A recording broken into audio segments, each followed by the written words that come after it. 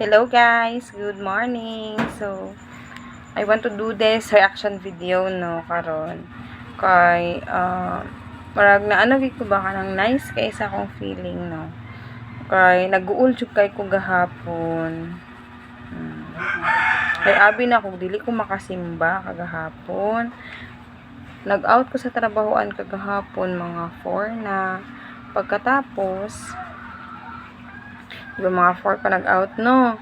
Unya, timing jud pag-out na ko kusuma kay ng ulan. Pero supposed to be, ang out dapat na ko gahapon is alas 2. Kaso napakag-asikaso so mga 4 PM na ko naka-out. So timing pag-out na ko is nagkuan na, nag-ulan.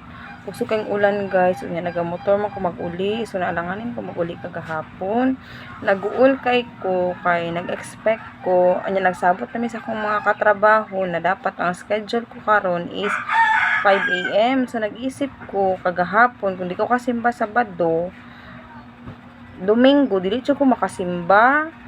So as in guys kanang siguro kuan gid siya murag one way gid siya. That's why lagi nagabilib jud ko ba na jud permanente si Father God sa amoa, nagagayad sa amoa kay murag one way pud niya nganong ay ngani pa lang nahitabo.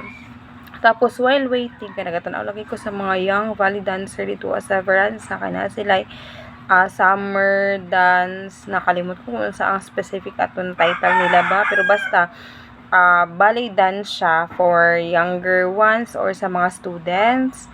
So while nagalingkod ko dito kagahapon no, nagchat akong kauban. Nagchat siya sa moang GC na ako daw mag-closer. Kabalo mo guys, grabe as in happy kay ko.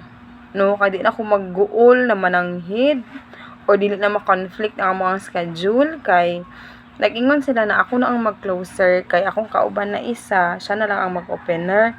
So wala ko naghangyo sa ilaha guys sa murag kusa lang gid siya nag-abot na ingon ato. So thankful kay ko kabalo kag-iisip na ko siya na one way jud japon siya ni God na makasimba jud ko kay dili jud ko feel na ko guys murag dili gid makompleto ako ang adlaw pag dili ko makasimba. That's why nagapaningkamot ko magsimba ko no.